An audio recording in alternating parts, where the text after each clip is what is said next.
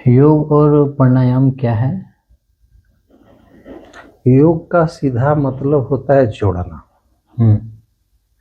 और जोड़ने का मतलब होता है कि दो दो चीजें हम्म। नहीं। हम्म। लेकिन योग को समत्व के रूप में जब आप देखना शुरू कीजिएगा तो लगेगा कि दो चीजों के जोड़ने को योग नहीं कहते, इस भ्रम को हटा देने को योग कहते हैं। जब ही हमें भ्रम रहता है, जैसे आत्मा को भ्रम रहता है कि परमात्मा के अंश हम नहीं है, तो भ्रम हट जाता है तो योग हो गया। नहीं, और देहाभिमान के चलते मनुष्य को भ्रम होता है कि हम शरीर हैं। नहीं, जीव को भ्रम होता है कि हम शरीर हैं। वो आत्मा से जुड़ जाता है अर्थात अपने आत्मा को जान लेता है तो उसको योग कहते हैं। योग का सीधा सा अर्थ है जोड़ना। देखिए, भारत में 6 दर्शन है जो अति प्राचीन अति प्राचीन है। जिस समय यूरोप बढ़िया से योग के विषय में, दर्शन के विषय में, विज्ञान के विषय में बढ़िया से जानता भी नहीं था, तब से भारत इन विषयों पर पारंगत हासिल कर चुका था। और भारत के वैज्ञानिक, भारत के मनीषी ही थे, यहाँ के योगी ही थे। नहीं तो मैं अभी आपको बताया कि 6 दर्शन है। पहला है सांख्य, जो अति प्राचीन दर्शन बोला जाता है। दूसरा है योग दर्शन। तीसरा है न्याय। चौथा है वैशेषिक। पांचवा है पूर्व मीमांसा और उत्तर मीमांसा, जिसको एक आप ब्रह्मसूत्र कहते हैं।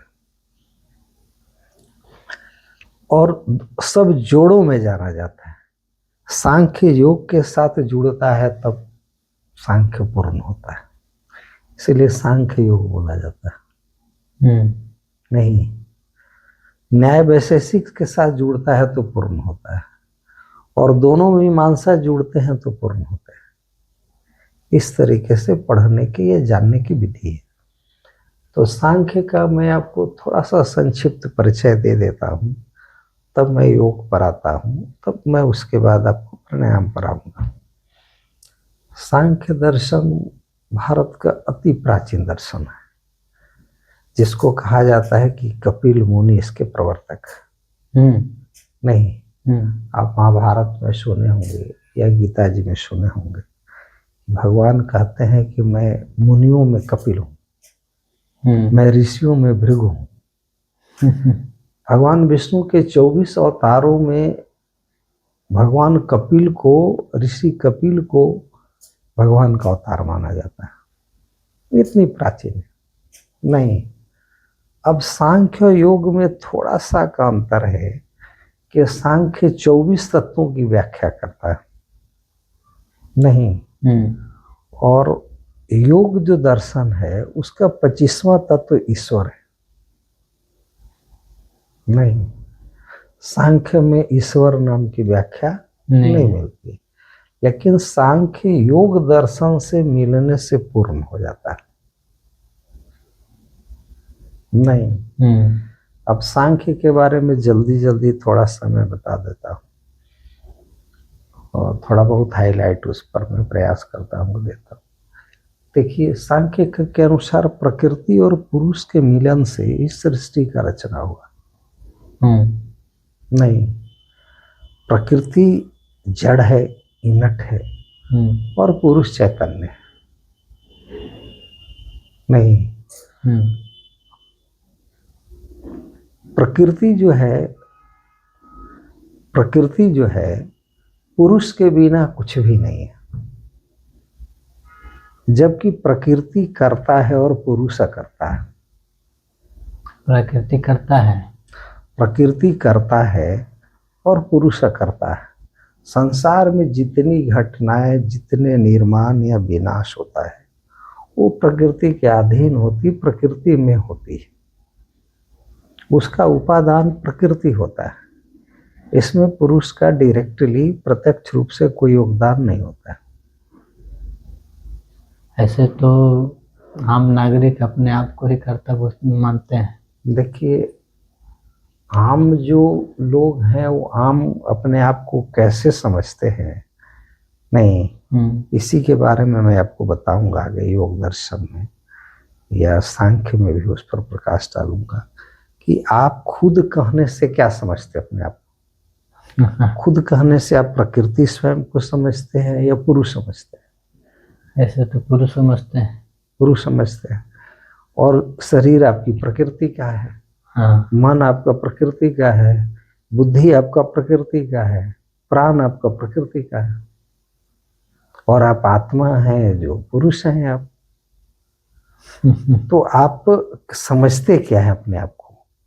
अपने आप को पुरुष समझते हैं या प्रकृति समझते हैं, या पुरुष और प्रकृति से मिलन से जो जीव समझते हैं अपने आप को, जिसमें देहाभिमान हो जाता है हाँ, कि मैं देह हूं। भगवान कृष्ण भी गीता में इसको अविद्या कहते हैं कि मनुष्य को भ्रम हो जाता है कि मैं देह हूं। यही भ्रम कष्ट का कारण है। वास्तविक रूप से पुरुष कभी भी प्रकृति से मिश्रित नहीं होता है। पुरुष चैतन्य है, वो प्रकाश है, उसमें चेतना है। क्योंकि प्रकृति में रचने की क्षमता है। प्रकृति कहने से आप क्या समझते हैं? जो भी हमारे इर्द गिर्द है, दिख रहा है, दिख रहा है। और जितने भी ईश्वरीय रचनात्मक चीजें हैं वो प्राकृतिक हैं। सांख्य दर्शन कहता है कि ईश्वर तो रचता ही नहीं। सांख्य कहता है कि ईश्वर कोई रचना नहीं करता। जहाँ तक मेरी ज्ञान है वहाँ तक मैं बता रहा हूँ। तो सांख्य जो कहता है क्या कि something cannot be produced from the nothing. Nothing cannot be produced from the nothing. नहीं जी। अगर सांख्य कहता है कि कुछ भी वैसी चीज नहीं है, सांख्य कहता है कि प्रकृति अनंत है। नहीं, और सांख्य आत्मा की अनेकता में विश्वास करता है। वो कहता है कि भिन्न भिन्न आत्माएं हैं। अब सांख्य का रचना का आधार क्या है? जैसे सांख्य का सृष्टिवाद का सिद्धांत क्या है?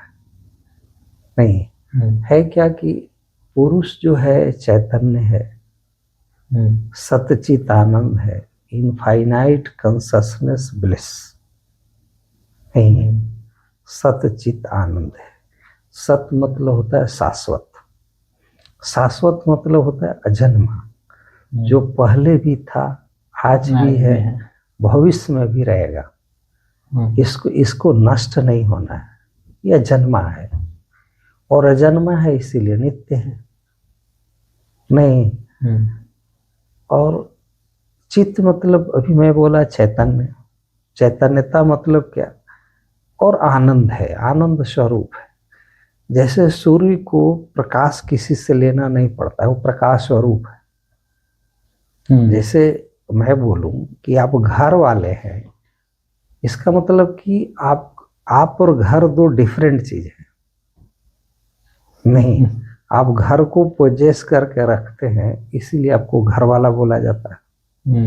नहीं, आप मुछ वाले हैं, इसका मतलब मुझ को पोजेस करके आप रखे हैं। That is not your integral part. नहीं, तो पुरुष जो है वो आनंद स्वरूप है और चैतन्य है। तो सीधी सी बात है कि जिसमें चैतन्यता नहीं है, जिसमें अपनी शक्ति नहीं है, नहीं है, वो सृष्टि का रचना कैसे करेगा? नहीं। और दूसरा प्रश्न ये उत्पन्न होता है कि अगर पुरुष सब कुछ है ही तो फिर उसको ये संसार बनाने की जरूरत क्या पड़ जाती है? प्रकृति में फंसने की जरूरत क्यों पड़ती है? ये प्रश्न है। जैसे अगर सपोज कीजिए कि आप जन्म से विद्वान हैं ही, तो आपको स्कूल जाने की क्या जरूरत है? जन्म से आप धनी है ही, तो आपको धन कमाने की जरूरत क्या है? जन्म से आपके पास राष्ट्रपति भवन की तरह आपके पास मकान हो, तो मकान बनाने की जरूरत क्या है? नहीं। जरूरत तब उत्पन्न होती है कि जब लगता है कि हम अधूरा है। नहीं, काम तब करते हैं कि जब हमें कुछ प्राप्त करना होता है।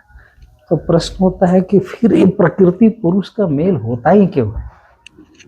मेल वास्तविक रूप में नहीं होता है, लेकिन मैं रूपक के लिए बोल रहा हूँ।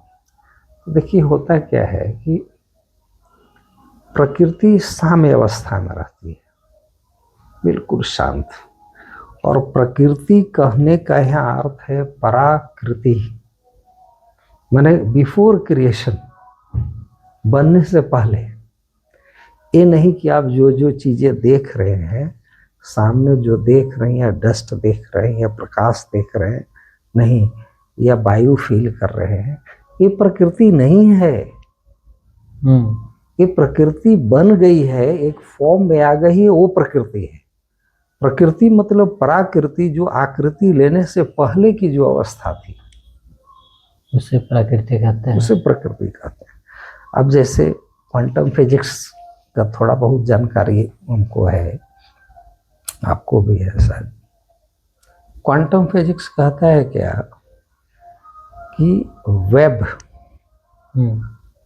वेव हो पार्टिकल के बारे में, बोलता है कि दो डिफरेंट चीजें नहीं है। अगर वेव को कोई व्यक्ति या संसार उसका अवलोकन करने लगता है, देखने लगता है, तो पार्टिकल के रूप में वो चेंज हो जाता है। नहीं, इसको समझने में आसानी होगी क्या? एक प्रकृति ऐसी है जो पांचों इंद्रियां हमारे इससे परे है, जब उसका अवलोकन होने लगता है तो उसमें फॉर्मेशन होने लगता है, उसका निर्माण होने लगता है। अब रही बात उसको, उसका उस वेव को अवलोकन करता कौन है? आखिर उसको करने की जरूरत क्या है? अगर हम पूर्ण हैं तो हमको किसी चीज की प्राप्त करने की जरूरत क्यों है? आखिर क्या हो गया कि इतने कष्ट भोगना, जन्म मरण संसार सुख दुख, इतने भोगने की जरूरत क्या है? इतनी माया में फंसने की जरूरत क्या है? इसको समझाने के लिए मैं आपको बता रहा हूं कि आप बहुत सुंदर है। पुरुष निर्गुण है, निराकार है, तो आपको स्वयं को महसूस, आप ज्ञानी हैं, तो आपको कोई शिष्य चेला तो चाहिए जिससे समझ में आएगा कि आप ज्ञानी हैं। नहीं, आपको आनंद है तो आनंद को फील कैसे कीजिएगा? उपकरण तो चाहिए आपको। उपकरण चाहिए। जैसे मैं बोला, इस बात को एक बार विवेकानंद ने भी प्रश्न किया था कि अगर हम आत्मा हैं, नहीं, और वो अद्वैत के भगवान रामकृष्ण परमहंस अद्वैत के उपासक थे जी, अद्वैत दर्शन के पालने वाले थे। तो बोले कि अगर आप परमात्मा हैं, आप ईश्वर हैं, या आप आत्मा हैं, तो ये सब फंसने की जरूरत क्या थी? इससे बड़ा ढोंग क्या है? एक तरफ बिलबिलाते रहते हैं, अगर हम भगवान ही हैं तो हमको पूजा करने की जरूरत क्या है? ध्यान करने की जरूरत क्या है? क्यों नहीं समझ में आता है कि मैं ये हूं, ऐसे हूं? फिर इतना कष्ट है, संसार, इसकी जरूरत ही आखिर क्या है? क्यों फंसता है? तो बोले कि नरेंद्र को थोड़ा शरबत पिलाओ। नहीं, शरबत पिलाओ। तो शरबत का गिलास रखा गया। लेकिन नरेंद्र, देख रहे हो मक्खी बैठ गई चारों तरफ से। देखो, मक्खियां जो है सो शरबत का स्वाद लेना चाहती है, लेकिन जानते हो शरबत गिलास पर नहीं, गिलास के अंदर है, उसमें क्यों नहीं जाती है? क्योंकि उसे पता है कि वही स्थिति मनुष्य का है। मनुष्य भगवान को जानना तो चाहता है, आत्मा को जानना तो चाहता है, लेकिन वो डर से नहीं जाता है, वो बाहर चिपका हुआ रहता है, वो अपने एग्जिस्टेंस को भी बरकरार रखना चाहता है। नहीं, और जिस दिन मनुष्य भगवान को जान जाएगा उसी दिन वो भगवान हो जाएगा। फिर कौन किसको जाने, वो क्यों जाने। सबसे बड़ी समस्या है कि देहाभिमान से जुड़े रहने के चलते। दूसरा एग्जाम्पल उन्होंने लेके बताया था, एक शिष्य को बोला कि नरेंद्र को पानी पिलाओ, इसको और एलोब्रेट कर रहे हैं, पानी पिलाओ। तो शिष्य गया और नरेंद्र को ग्लास में पानी लेकर के ले आया, बोला कि पानी पीजिए। तो शिष्य पर गर्म हो गया, बोले कि मूर्ख, मैं तो तुमसे पानी मांगा था, ग्लास लेके क्यों आया है। नहीं, तो पानी को धारण करने के लिए उपकरण चाहिए। बिजली को चलने के लिए तार बिजली नहीं है, लेकिन उसका उपकरण चाहिए, उसका उपकरण चाहिए जिससे वो प्रवाहित हो सके जी, चल सके। नहीं, इसीलिए प्रकृति पर क्या करता है कि पुरुष परभेद करता है, ध्यास करता है, आच्छादित होता है, परभेद करता है। तो प्रकृति में 3 गुण है, सत्व, तम और रज। प्रकृति तीनों गुणों का मिश्रण है और साम्यावस्था में। उस समय तक कोई कंपटीशन, कोई हलचल प्रकृति में नहीं होती जब तक पुरुष प्रभेद नहीं करता है, उस पर आच्छादित नहीं होता है। पुरुष जब ही उस पर आच्छादित होता है तो प्रकृति त्रिगुणमयी है, सत्व, तम और रज गुण में हलचल हो जाता है। नहीं, हलचल हो जाता है। जैसे सपोज कीजिए कि ये बल्ब आपका जलता है, इलेक्ट्रिक डालिएगा तो इसमें हलचल होगा, जल जाएगा। फैन में इलेक्ट्रिक आएगा तो फैन चलने लगेगा। नहीं, तो फैन का जो गुण है वो परिलक्षित होने लगता है। उसी तरीके से प्रकृति में जो ही गुण, जो गुण है प्रकृति में, पुरुष के परभेद करने से, पुरुष के चैतन्यता होने से वो चैतन्य स्वरूप दिखने लगती है और प्रकृति वहीं से सृजन करना स्टार्ट कर देती है। नहीं, तीनों गुणों में आपस में प्रतिस्पर्धा होता है। नहीं, तो ये जो प्रकृति के जो 3 गुण हैं, जब पुरुष परभेद करता है उस पर तो प्रकृति में हलचल हो जाती है, उससे महत की उत्पत्ति होती है। महत मतलब, महत का कहा जाता है कि ब्रह्मांडीय बुद्धि। अच्छा, समष्टि में उसको महत बोला जाता है और व्यष्टि में बुद्धि बोला जाता है। नहीं, बुद्धि बोला जाता है व्यष्टि में उसको। व्यष्टि मतलब क्या, समष्टि मतलब क्या, कि अगर कल्पना कीजिए कि संसार को एक ही बुद्धि होगा तो उसको महत बोलेंगे, और उसको डिफरेंट एंटिटी में उसको डिवाइड करेंगे तो उसको बुद्धि बोलेंगे। नहीं, तो महत की उत्पत्ति होती है और महत से अहंकार की उत्पत्ति होती है। अहंकार मतलब देहाभिमान होना। यहाँ अहंकार का अर्थ हो अहंकार नहीं। अहंकार का मतलब क्या है कि जैसे आप ऐनक देखना शुरू कीजिए, ऐनक आप देखने लगे, कपड़ा पहनने लगे, मोटरसाइकिल से चलने लगे, अंगूठी पहन लिए, सोने का चेन पहन लिए, तो आपको लगने लगेगा कि सोना का चेन भी हमारे साथ एकदम अभिन्न है। चेन नहीं है तो मैं नहीं। जबकि दूर दूर तक आपका ये भाग नहीं, आपका अंग नहीं। नहीं, और उसी से मन की उत्पत्ति होती है। नहीं, तो मन की उत्पत्ति होती है, फिर उसके बाद 5 ज्ञान इंद्रियां, 5 कर्म इंद्रियां, नहीं, 5 तन्मात्रा और 5 पंच महाभूत, ये 24 तत्व सांख्य दर्शन में है। नहीं, तो अहंकार का यहाँ अर्थ हुआ कि आप आत्मा हैं,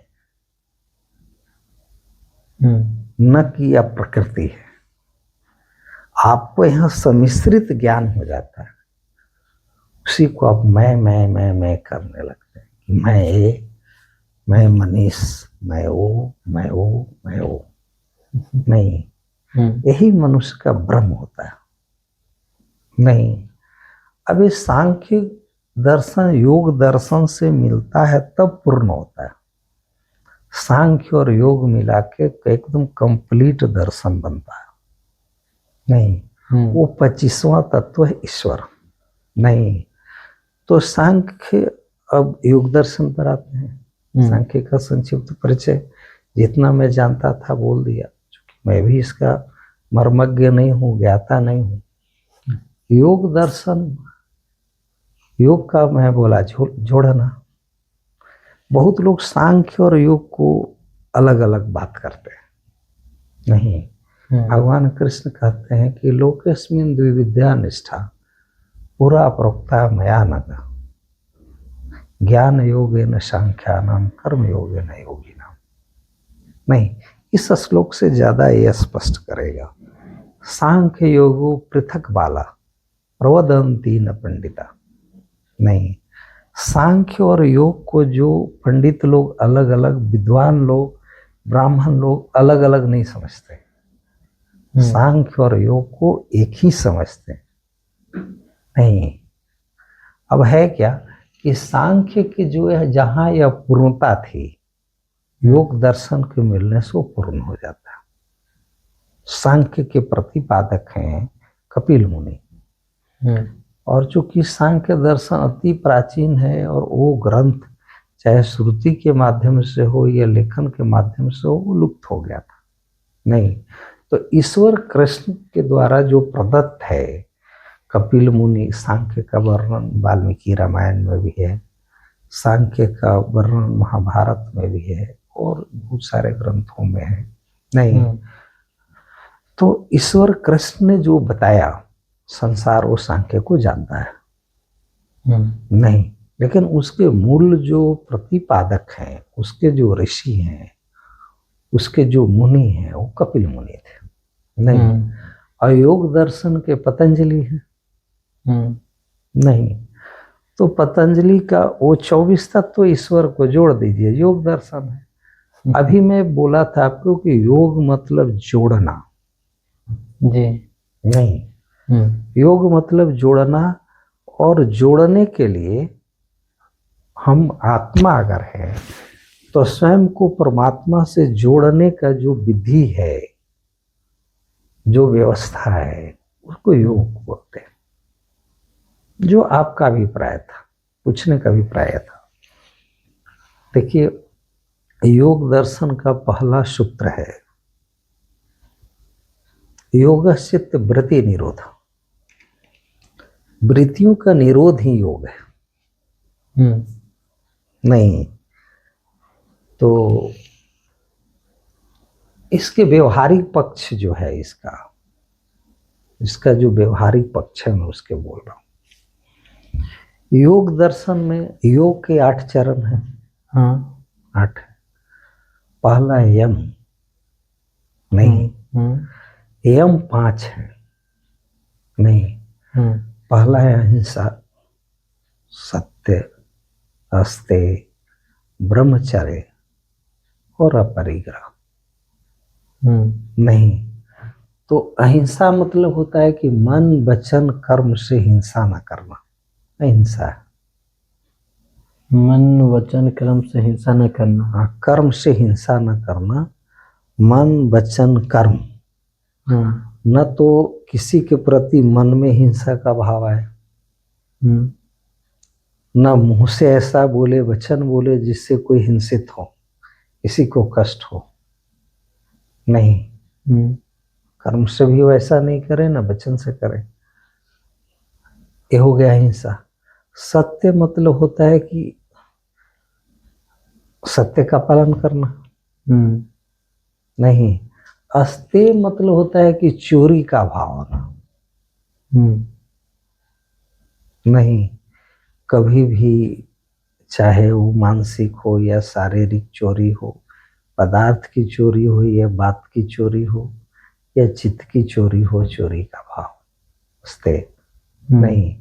ब्रह्मचर्य मतलब कि ब्रह्म की तरह आचरण करना नहीं, ब्रह्मचर्य है। और ब्रह्मचर्य का सांसारिक अर्थ ये भी होता है कि ब्रह्मचर्य व्रत मतलब अपने पौरुष की रक्षा करना, अपनी शक्ति का क्षरण न होने देना नहीं। अपरिग्रह, अपरिग्रह का मतलब होता है कि वह चीज जितना जरूरत है उतना ही लेना, दूसरे की चीज को स्वीकार न करना, वो अपरिग्रह है। दूसरा है नियम, नहीं, नियम भी 5 है। पहला है शौच, संतोष, स्वाध्याय, तप, ईश्वर प्रणिधान। ईश्वर प्रणिधान, प्रणिधान मतलब कुछ भी करे तो ईश्वर को समर्पित कर दे। कहें कि त्वदीयम वस्तु गोविंद तुम्हें समर्पे, तुमने जो कुछ भी दिया है मैं तुम्हीं को सौंपता हूँ। आप अपने आप को कर्ता भाव ना आने दें, समझे कि वही करता है। दूसरा चरण है यम नियम, चौथा है आसन। आसन मतलब सुखपूर्वक, सुखपूर्वक कहीं एक सीधी रूप से बैठना,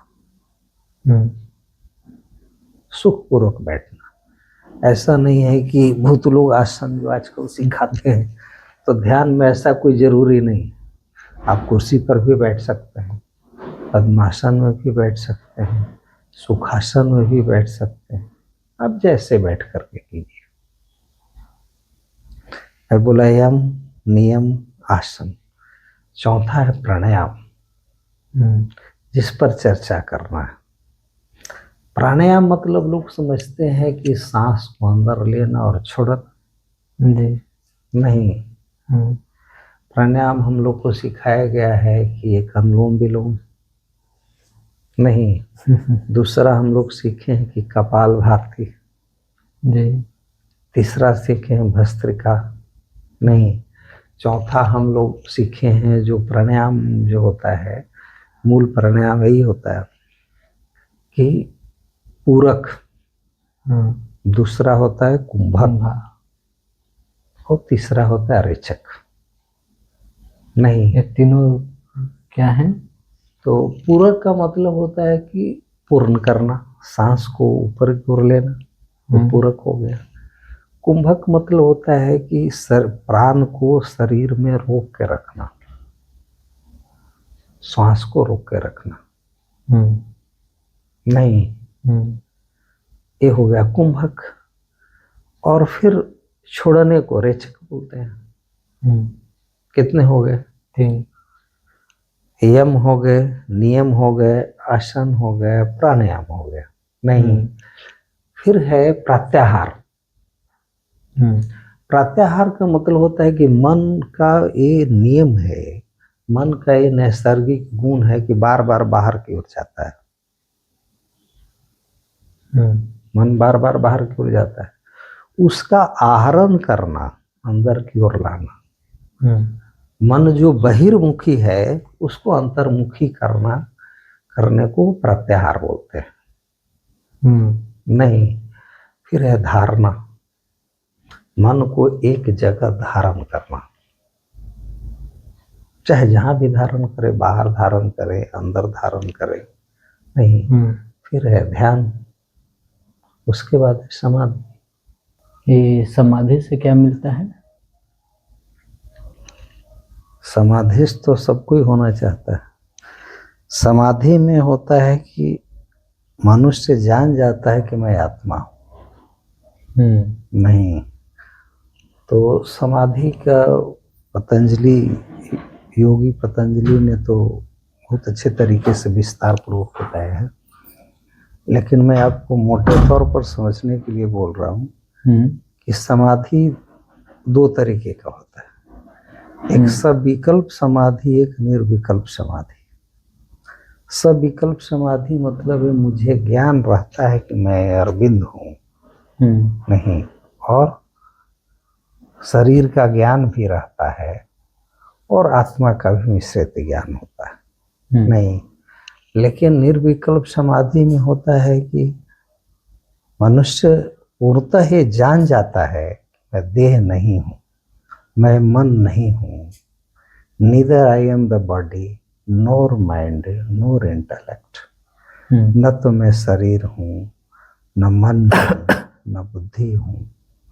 चिदानंद रूपम शिवोहम शिव, मैं वही हूँ जो है, अहम ब्रह्मास्मि, नहीं। तो निर्विकल्प में मनुष्य यह जीव जान जाता है, सच्चाई से अवगत हो जाता है। अब उसके सामने कोई दुविधा नाम का विषय नहीं रह जाता है। अब आते हैं प्राणायाम पर जो आप चर्चा कर रहे थे। नहीं, चूंकि इतना बृहद टॉपिक है और मुझे बोलने की आदत नहीं है या उतना बढ़िया से मैं एक्सप्रेस नहीं कर पाता हूँ जो कुछ भी अल्प बुद्धि हमारे पास है। मैं प्रयास कर रहा हूँ कि शायद आप समझ जाएं और न समझ से समझ जाएं। खुद भी मैं बढ़िया से नहीं जानता।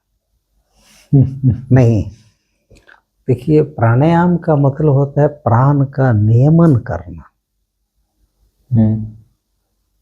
नियमन मतलब क्या हुआ कि प्राण पर अधिकार प्राप्त कर लेना, उसको प्राणायाम कहते हैं। प्राणायाम का मतलब साधारण अर्थों में हम लोग समझते हैं कि बाएं नासिका से सांस लिए, पूरा कस के लिए, और लेने के बाद दाहिना से छोड़े, फिर दाहिना से लिए बाएं से छोड़े, ये प्राणायाम है। नहीं, हम लोग ऐसा समझते हैं कि प्राणायाम है, लेकिन ये श्वसन क्रिया प्राणायाम का एक बाहरी भाग है, दूर दूर तक वो प्राणायाम नहीं। जैसे रेल इंजन और उसका धुआं, तो रेल एक्चुअली इंजन चलती है, फलस्वरूप धुआं उठता है। नहीं, आप दौड़ रहे हैं तो दौड़ने के क्रम में थकान होता है, वो थकान अभिव्यक्त करता है कि आप दौड़ रहे हैं। नहीं जी। जैसे इंजन, कोई भी इंजन स्टार्ट है तो उससे धुआं निकल रहा है, तो धुआं निकल रहा है तो आप धुआं को इंजन नहीं कह सकते, धुआं को आर्ट नहीं कह सकते हम। धुआं तो उसके फलस्वरूप जो परिणाम है। नहीं, इसमें योगी लोग क्या करते हैं कि नेति नेति का पालन करते हैं। नेति नेति का मतलब होता है कि ना हम इति, ना हम इति, माने मैं ए नहीं हूं, मैं श्वास नहीं हूं। हाँ, अब स्थूल से सूक्ष्म की यात्रा है प्राणायाम। पहले मनुष्य स्थूल को पकड़ता है, नहीं, और प्राणायाम का 108 विधियां हैं। 108 विधियां, 108 विधियां हैं। नहीं, वेदांती लोग दृष्टा रूप में करते हैं। आप विपश्यना जानते होंगे, बुद्धिज्म में विपश्यना वाले अलग तरीके से करते हैं। इवन हमारे यहाँ योगी लोग भी बहुत तरीके का प्राणायाम जानते हैं और करते हैं। नहीं, लेकिन जो मुख्य प्राणायाम है मैं उसके बारे में बता रहा हूँ, और फिर उसको बता रहा हूँ कि करने की विधि जो मुझे ज्ञात है वो क्या है। मुख्य प्राणायाम है, मैं एक दिन विवेकानंद को पढ़ रहा था तो देखा कि उनका श्वास लेने की जो प्रणाली हो, विवेकानंद ने बताया कि 1-2-1 के अनुपात में लेना है। 1-2-1, 1-2-1 का मतलब हुआ कि अगर आप 1 सेकंड में सांस लेते हैं, हाँ, या सपोज कीजिए 10 सेकंड आपको एक श्वसन क्रिया पूरा करने में आपको 10 सेकेंड लगता है, हम्म, तो 20 सेकेंड आपको होल्ड करके रखना है। हम्म, नहीं, होल्ड करके रखना है, और होल्ड करके रखना है 20 सेकेंड, और फिर 10 सेकेंड में छोड़ना है। नहीं, मतलब क्या हुआ कि एक जो समय लेने का हुआ वही समय छोड़ने का हुआ नहीं, और रोकने का समय 2 गुना हो गया। अधिकांशतः योगी लोग यही करते हैं। नहीं, मैं हिमालय में था, शायद आप भी थे, योगी जी थे वहाँ जी। तो योगी जी से मैं पूछा तो बोले कि नहीं, 1:4:2 के अनुपात में लो, क्योंकि इसका कोई नियत विधि नहीं होता है। और अक्सर लोग प्राणायाम के चक्कर में फंस जाते हैं, बहुत लोग मानसिक बीमार हो जाते हैं योग के चक्कर में, इन्हीं तरीके की व्याधियां हो जाती है, रोग हो जाता है। इसलिए इसको एकदम अभ्यस्त और सिद्धस्त योगियों या जानकार व्यक्ति के निरीक्षण में ही योग करना चाहिए। नहीं, पतंजलि योग की जो विधि है वो एक जानकार व्यक्ति के, जो योग करते हैं, जिस योग की आप चर्चा कर रहे थे, वो एक अच्छे जानकार और सिद्धस्त व्यक्ति के गाइडेंस में ही करना चाहिए, जबरदस्ती नहीं करना चाहिए। क्योंकि मैं उसका खुद भुक्तभोगी रहा हूँ। जो सर्वाइकल का जो केस आया, सर्वाइकल नहीं, अच्छा उस पर बाद में चर्चा करेंगे।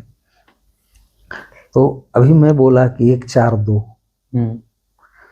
तो आप रेचक करेंगे तो आपको 20 सेकंड में श्वास तो आपसे छूटेगा नहीं, तुरंत छूट जाएगा। तो नहीं छूटता है तो आप क्या कीजिए कि सांस अगर आपका 10 ही सेकंड में बाहर निकल जाता है या 2 ही सेकंड में निकल जाता है, फिर भी आप 20 सेकंड बाहर रोक के रखिए लेने के क्रम में, लेने के बाद। मतलब क्या है कि पहले तो श्वास लिए 10 सेकंड में, 20 से 40 सेकंड हम रोक के रखे। 1:4:2 की बात मैं कर रहा हूँ। 20 सेकंड सपोज कीजिए आप 5 सेकंड में या 10 सेकंड में श्वास को छोड़ लेते हैं, रेचक कर लेते हैं, तो रेचक कर लेते हैं तो बाकी 15 सेकंड आप श्वास नहीं लीजिए। नहीं, ये योगी जी ने हमें बताया जब मैं हिमालय में ये कर रहा था। अब रही बात क्या कि मैं आपको बताया कि सबसे पहले जानना है कि प्राण है क्या, तब ना प्राणायाम। जी नहीं, यूनिवर्सल जो कंपन है, वाइब्रेशन है, संसार की जितनी चीजें भी गतिमान है वो कंपन से होता है। नहीं, साधारण आप डीजल इंजन से लेकर के, मोटर गाड़ी से लेकर के, रेल इंजन को लेकर के, क्रायोजेनिक इंजन का है नहीं हो, हवाई जहाज का है नहीं, everything is depends upon the vibration. नहीं, संसार का प्रत्येक चीज कंपायमान है। नहीं, तो अभी मैं आपको थोड़ी देर पहले बोला था कि प्राण में और स्थूल शरीर में विशेष अंतर नहीं है। नहीं, प्राण एक मोशन स्टेट है और पार्टिकल एक ठोस उसका स्टेट है। नहीं, तो शरीर का अभिन्न हिस्सा प्राण है। प्राण जब तक कंपित होते रहता है, वाइब्रेशन करते रहता है, तब तक तो मनुष्य जीवित रहता है। प्राण का कंपन बंद, किसी भी जीव की मृत्यु हो जाती है। नहीं, और दुनिया की प्रत्येक चीज कंपायमान है।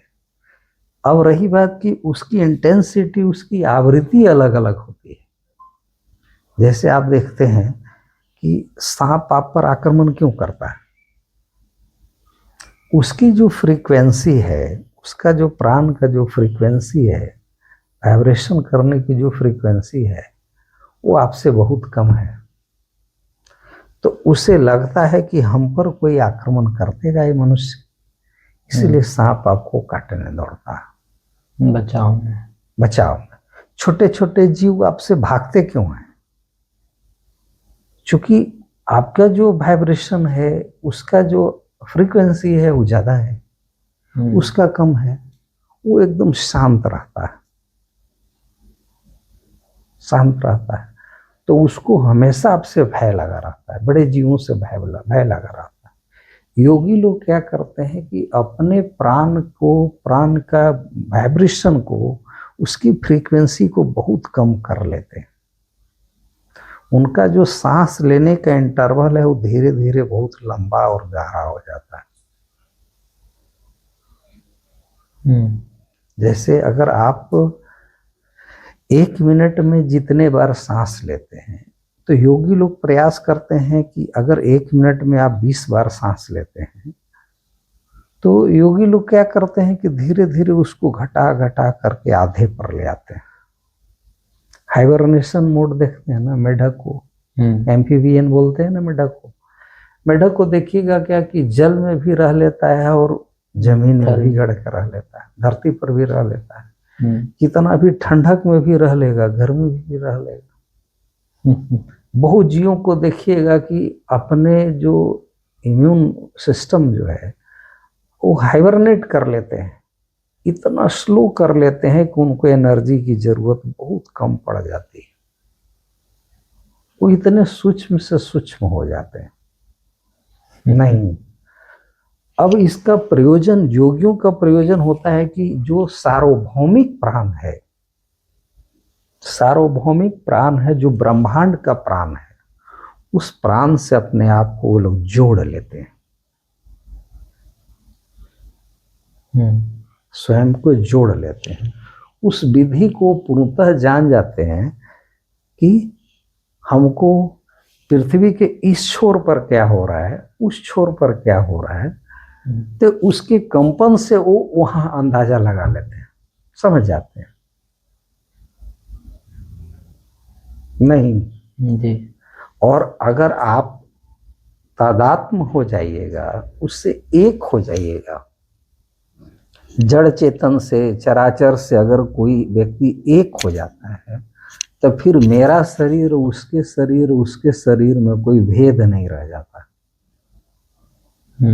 नहीं, जैसे क्वांटम फिजिक्स पढ़े हैं, तो क्वांटम फिजिक्स कहता है कि सेम पार्टिकल, सेम एंटिटी का पार्टिकल, अगर यहाँ इसमें कोई छेड़छाड़ होगा और दूसरा है चंद्रमा पर भी, तो चंद्रमा वाला भी अपने अंदर में परिवर्तन ले आएगा। मतलब इसको छेड़िएगा तो स्वभावतः छिड़ जाएगा। नहीं, तो योगी क्या करता है कि कबीर दास कहता है ना कि जो घर जा रहा अपना चले हमारे साथ, जो हमारे साथ चले। तो योगी एकदम सूक्ष्म, बहुत बड़ा वैज्ञानिक होता है। वो प्राण को अपने नियंत्रण में कर लेता है। बहुत योगियों को हिमालय में देखिएगा कि केवल सूंघने मात्र से जान जाते हैं, दूर से भी, कि इस पौधे में क्या क्या है। उनको बैठे हुए हैं ध्यान में, योग की मुद्रा में, और घंटों बैठे हुए हैं, महीनों बैठे हुए हैं, और उनके ऊपर से सांप चढ़ करके इधर से उधर पार कर जाता है, लेकिन उनको काटता नहीं है। क्योंकि सांप को जो फ्रीक्वेंसी उसका इतना लो होता है कि सांप को किसी भी प्रकार का भय नहीं रह जाता। जी। नहीं, सांप को किसी भी प्रकार का कोई भय नहीं होता। पेड़ पौधों के भी लक्षण को जान जाना, जानवरों की मनोवृत्ति को जान जाना योगियों के लिए आम बात है। लेकिन चूंकि ये गूढ़ विद्या है, पात्रता का परीक्षण लिया जाता है। नहीं, ऐसे तो कोई लेता नहीं। आप सुने होंगे, आप हमारे साथ गए थे गंगोत्री। जी। गंगोत्री से 10 किलोमीटर 12 किलोमीटर पर ऊंचाई पर है गोमुख। गोमुख। नहीं जी। और गोमुख से, ऑफ कर दीजिए, गोमुख से ऊपर, गोमुख से तपोवन की दूरी है करीब 10-12 किलोमीटर ऊपर है बर्फ में। तो तो तपोवन में योगी लोग ध्यान करते रहते हैं। तो चिन्मयानंद का नाम सुने होंगे, एक बहुत रिनाउंड पेपर के वो एडिटर या शायद पत्रकार थे। चिन्मयानंद स्वामी बहुत किताब की रचना किए। वो गए थे हिमालय में, डिस्कवरी ऑफ द ऋषिज इन हिमालय। नहीं, और वो हिमालय में गए तो उन्होंने पूछा क्या कि से ट्रेडिशनल तरीके से उपनिषद पढ़ाने वाले कोई महात्मा है कि नहीं, योगी है कि नहीं। तो कोई महात्मा ने उनको बताया कि चले जाइए तपोवन, स्वामी तपोवन में रहते हैं, सो वही आपको ट्रेडिशनल तरीके से पढ़ाएंगे। नहीं, तो वो गहरी एग्जामिनेशन लेते थे। एग्जामिनेशन मतलब पेन पेपर से नहीं, आपका कैरेक्टर एसेसिनेशन नहीं, आपके कैरेक्टर को, आपके चरित्र बल को बढ़िया से जानना, तभी शिष्य बनाते। आज अगर वो सिखाए और कल आपको याद नहीं है तो उसी दिन भगा देते। नहीं, शिष्य का मतलब ऐसा। चिन्मयानंद गए थे ऋषियों का खोज करने और खुद ऋषि बन बैठे। नहीं, तो गुरु अगर सही में मिल जाए, वो हमारे जैसे तुच्छ व्यक्ति के लिए ये नहीं है, लेकिन गुरु आपको बढ़िया से मिल जाए, और वो प्राणायाम क्या होता है, योग क्या होता है, किताबी बातें अधूरी है। ये वही स्थिति हुआ कि पांडिचेरी में कितनी वर्षा होती है वो सारे किताब में पढ़ लिए नहीं, लेकिन वर्षा का न तो आपके अंदर में एसेंस है, न ठंड का एसेंस है, न बूंद का एसेंस है। नहीं जी जी, आपको जानकारी नहीं होता। मानचित्र पर पूरे भारत देख लिए, पूरे यूरोप देख लिए, पूरे विश्व को देख लिए, और हमारे अंदर में उसका थोड़ा सा भी ज्ञान, अंदर से नॉलेज नहीं होता। नहीं, तो एक्चुअली ये हमारे जैसे लोगों के लिए, बोलने के लिए नहीं, ये दृष्टा लोगों को, दृष्टा जो हैं हमारे ऋषि, जो दृष्टा हैं, और अभी भी एक पर एक ऋषि हैं, दृष्टा है। जब खोजना प्रारंभ कीजिएगा तो आपको मिल जाएगी, और वो जो दृष्टा बताएंगे कि प्राणायाम क्या है। मुझे जितना ज्ञान था मैं आपको बता दिया। धन्यवाद जी, बहुत बहुत धन्यवाद।